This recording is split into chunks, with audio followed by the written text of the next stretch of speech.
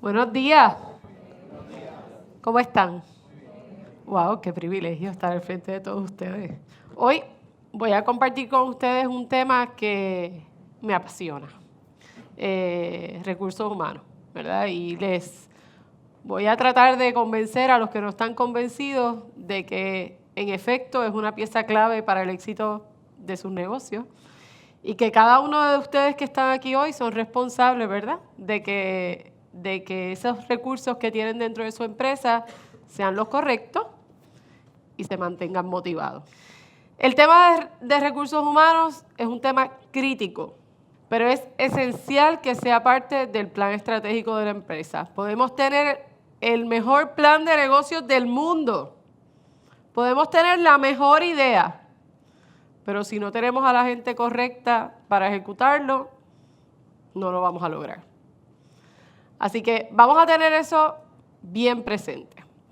Pero vamos a hablar de reclutamiento primero, si me lo permiten.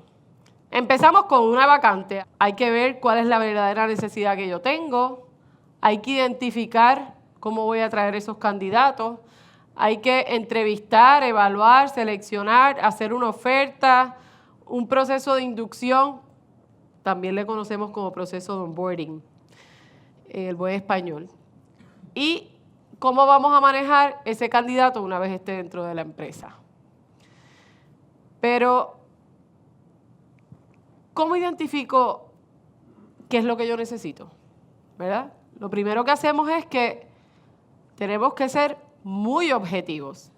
Yo tengo que sentarme, ver mi plan de negocio, cuál es mi estrategia y hacer un mapa. ¿Qué tengo? ¿Qué me falta? Y cuando yo veo lo que me falta, tengo que pensar objetivamente en quién puede llenar esa necesidad que yo tengo. Y les confieso que es bien complejo porque por más que tratamos, pensamos en gente, no pensamos en lo que hace falta. Y a veces nos vamos a la parte técnica y no pensamos en cómo las personas tienen que ejecutarlo. Es importante que cuando hablamos del cómo, yo siempre hablo del qué y el cómo. El qué es lo que yo necesito que ese empleado haga. ¿Qué competencias técnicas tiene que tener? ¿Qué tiene que saber?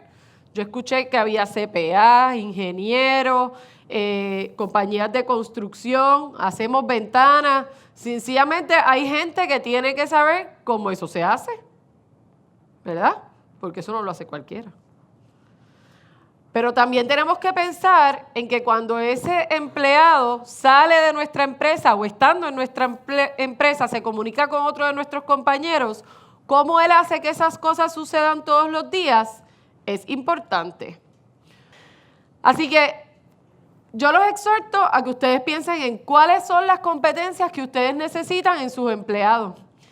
Esto no tiene que ser nada complicado, no hay que tardarse 6 meses, 1 año, no. Esto lo podemos hacer en una servilleta, puede ser un círculo, puede ser un cuadrado, la forma no importa. Este parece una pizza y podemos decir que lo importante son los ingredientes que lleva. ¿Cuáles son los ingredientes que yo tengo que poner en mi equipo de trabajo para que todo el mundo esté claro cuál es ese DNA de mi empresa? Que cuando un empleado salga a la calle a representar a mi empresa, todo el mundo sepa que ese empleado es de X o Y compañía porque se nota, porque hay consistencia, porque reconocemos el valor de cómo hacemos las cosas. Y así puedo diferenciar a la empresa X de la empresa Y. A lo mejor tienen un producto de excelencia igual. A lo mejor llegan a un producto buenísimo. Pero cómo ese empleado llevó el mensaje a su cliente puede hacer toda la diferencia. Toda la diferencia. Y les digo más, si es importante el cliente, más importante aún es cómo se siente el empleado, el compañero que se sienta al lado de ese otro empleado. Porque para mí es importante que cómo yo hago las cosas se valore. Y si está claro cómo mi empresa quiere que yo haga las cosas, mi compañero también lo va a saber. y no somos exactamente iguales, pero sí sabemos lo que es importante. Así que hagan ese ejercicio. No es nada difícil, no es nada complicado. Piensen en su estrategia, piensen en lo que ustedes quieren lograr y piensen en qué necesitan que sus empleados demuestren para que puedan lograrlo. Eso está totalmente atado a los valores de la organización. Cuando nosotros pensamos en qué empleado necesitamos, nosotros tenemos que pensar que ese empleado tiene que encajar con mi organización. Y confieso que cuando uno tiene un pequeño negocio, un mediano negocio, a veces tienen presiones adicionales a las que quizás tienen otras empresas, en que tengo que atender el que me refirieron al hijo de mi socio, o que tengo un hijo que tengo que incluir dentro de ese mapa. Pero tenga cuidado, que no hacer eso cuidadosa y objetivamente le puede llevar a que ese empleado esté frustrado, a que ese empleado no pueda aportar lo que usted espera en la organización y a que los demás empleados se sientan mal por cómo ese empleado que está ahí llegó y no necesariamente cumple con las competencias y las capacidades que necesita para estar ahí. Así que es muy, muy, muy importante, de nuevo, esa objetividad, esa uniformidad que sigamos en el proceso de reclutamiento. No podemos reclutar por quien nos cae bien, porque me llevo mejor con esa persona. No es llenar una silla vacía, no es sustituir al que se fue, porque a lo mejor ahora mi empresa no necesita lo que me daba el que se fue. A lo mejor necesito otra cosa.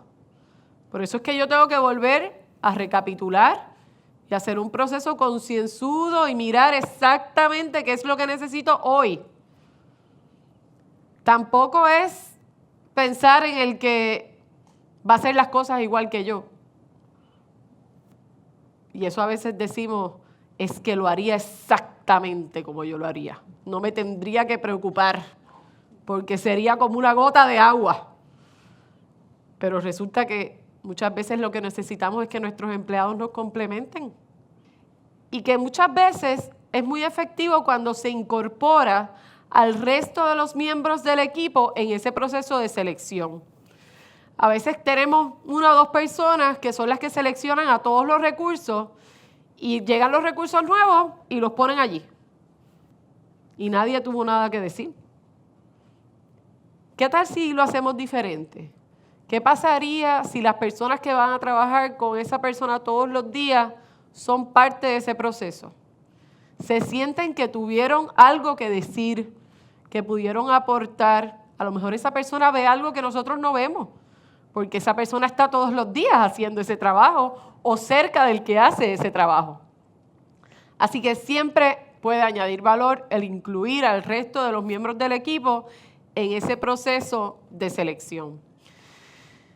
Les confieso que me fascina el baloncesto. Y cuando pienso en encaje de equipo, no puedo evitar pensar en el baloncesto. Y pienso cuando en las temporadas han jugado los Spurs contra los Miami Heat, cuando ha jugado San Antonio contra Los Ángeles, o cuando han jugado contra Cleveland. Y cuando yo veo esos juegos, todavía me gusta más el baloncesto y lo puedo relacionar perfectamente con recursos humanos y el trabajo en equipo. ¿Y por qué? Quizás no han ganado todos los juegos, pero en todas las métricas los Spurs sobrepasan a esos tres equipos. ¿Y por qué?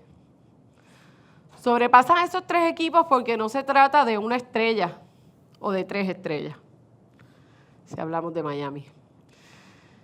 Se trata de cuántas veces paso la bola, uso todos los miembros del equipo, me aseguro de ejecutar en el momento correcto. Tengo un banco listo para entrar y hacer igual o mejor que el grupo regular. Y tengo un coach de Grandes Ligas. Así que todas esas cosas las podemos relacionar con recursos humanos. No se trata de tener el empleado, se trata de tener el mejor equipo. No se trata de yo querer hacer todas las cosas, se trata de cómo comparto las responsabilidades para que el resto de las personas también se sientan parte de los procesos. Les garantizo que el resultado es mucho mejor.